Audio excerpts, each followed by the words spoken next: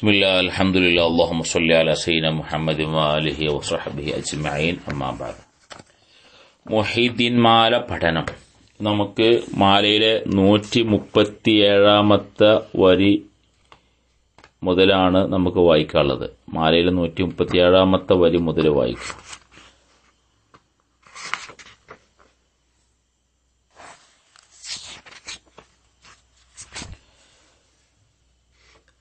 ഇതിൽ വലിയ വിശേളം ഫലതുണ്ട്, അറിവില്ല ലോകരെ ഫയ്യൊന്ന് ചൊല്ലാതെ.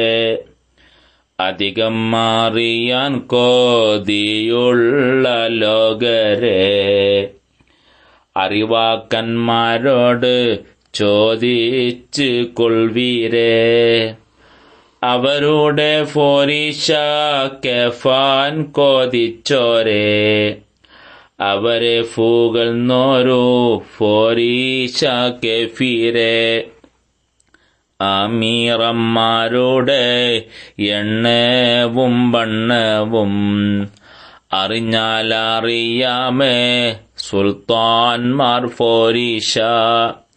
ആവണ്ണം നോക്കുവീൻ ശൈഖന്മാർ ഫോരീഷ, അഫ്ളറിയാമേ മുഹീദ്ദീൻ ഫോരീഷ. 137 മുതൽ 144 കൂടിയ വചനങ്ങളാണ് നാം ഇന്ന് പറയുന്നത്. 137ാമത്തെ വരി. ഇതിൽ വലിയ വിശേളമോ ഫലതുണ്ട്, അറിവില്ല ലോകരെ ഫയ്യെന്ന് ചൊല്ലാതെ. ഈ മാലയിൽ അവിശ്വസനീയമാണെന്ന് തോന്നും വിധത്തിലുള്ള വിശേഷപ്പെട്ട പല കാര്യങ്ങളും ഇതിലുണ്ട്. അതുകൊണ്ട് അറിവില്ലാത്തവരെ നിങ്ങൾ ഈ മാലയിലുള്ള കാര്യങ്ങൾ അവിശ്വസനീയമാണെന്ന് കരുതി അതെല്ലാം പൊള്ളയാണെന്ന് പറയല്ലേ. അങ്ങനെ പറയരുത് മക്കളെ. അധികം മാറിയാൻ കൊതിയുള്ള ലോകരെ അറിവാക്കന്മാരോട് ചോദിച്ച് കൊൾവീരെ.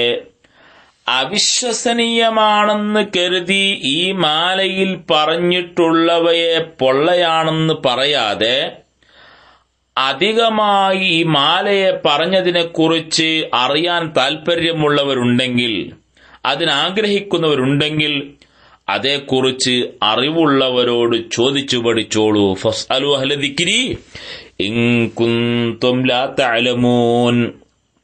ആ ഖുർആനിന്റെ ആയത്തിന്റെ ഒരു ആശയം, ഒരു നിർദ്ദേശമാണ് മാലയിലൂടെ നമ്മെ പഠിപ്പിക്കുന്നത്. അറിവില്ലെങ്കിൽ അറിവുള്ളവരോട് ചോദിക്കുക.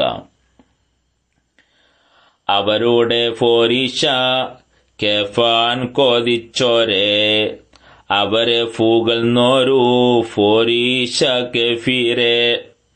മഹാനരായ ശൈഖ് ജീലാനി തങ്ങളുടെ മഹത്വം കേൾക്കാൻ കൊതിയുള്ളവരെ ശൈഖ് അവറുകളോട് പ്രശംസിച്ചവരുടെ മഹത്വം മനസ്സിലാക്കിയാൽ ശൈഖ് അവറുകളുടെ മഹത്വം മനസ്സിലാക്കാൻ സാധിക്കും.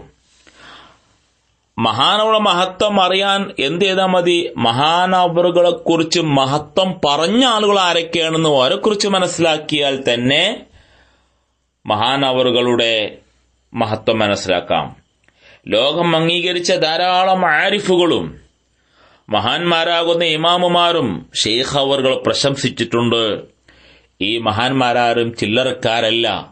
അപ്പൊ ആ മഹാനവറുകൾ പ്രശംസിച്ച മഹാന്മാരെ കുറിച്ച് പഠിച്ചാൽ തന്നെ ശൈഖ് അവറുകളെ കുറിച്ച് മനസ്സിലാക്കാൻ കഴിയും. അമീറന്മാരുടെ എണ്ണവും വണ്ണവും അറിഞ്ഞാൽ അറിയാമേ സുൽത്താൻമാർ പോരീഷ. ഒരു ചക്രവർത്തിയുടെ കീഴിലുള്ള ഭരണാധിപന്മാരെ വലുപ്പവും സ്ഥാനവും മനസ്സിലാക്കിയാൽ ആ ചക്രവർത്തിയുടെ പദവി മനസ്സിലാക്കാൻ കഴിയും. ഒരു ഉസ്താദും ശിഷ്യനും, ഒരു ശിഷ്യന്റെ ഇൽമ് അത് എത്രമാത്രം പുകൾപ്പെട്ടതാണോ അതനുസരിച്ച് ആ ഗുരുനാഥന്റെ കഴിവുകളും വിലയിരുത്താൻ കഴിയുന്നത് പോലെ ശിഷ്യൻ എത്രമാത്രം തിളങ്ങുന്നുണ്ടോ അതിലൂടെ ആ ഉസ്താദിന്റെ കഴിവും പ്രാപ്തിയും മനസ്സിലാക്കാൻ കഴിയും. ഒരു ഭരണാധികാരിയുടെ കീഴിലുള്ള അല്ലെങ്കിൽ ഒരു ചക്രവർത്തിയുടെ കീഴിലുള്ള അമീറുമാർ, ഭരണാധികാരികൾ, ആ ഭരണാധികാരിയുടെ കഴിവും അവരുടെ പ്രവർത്തനം കണ്ടാൽ മനസ്സിലാക്കാം ആ സുൽത്താൻ, ആ ചക്രവർത്തി എത്രമാത്രം പ്രാപ്തിയുള്ള ആളാണെന്ന് മനസ്സിലാക്കാൻ കഴിയും. ഇതുപോലെ മഹാനവറുകളെ കുറിച്ച് മദ്ഹ് പറഞ്ഞ, മഹത്വം പറഞ്ഞ ആളുകളെ മനസ്സിലാക്കിയാൽ തന്നെ ഷെയ്ഖ് അവറുകളെ കുറിച്ച് മനസ്സിലാക്കാൻ കഴിയും. ആവണ്ണം നോക്കുവീൻ ശേഖന്മാർ പോരിഷ, അഫ്ളറിയാമേ മുഹീദ്ദീൻ പോരിഷ.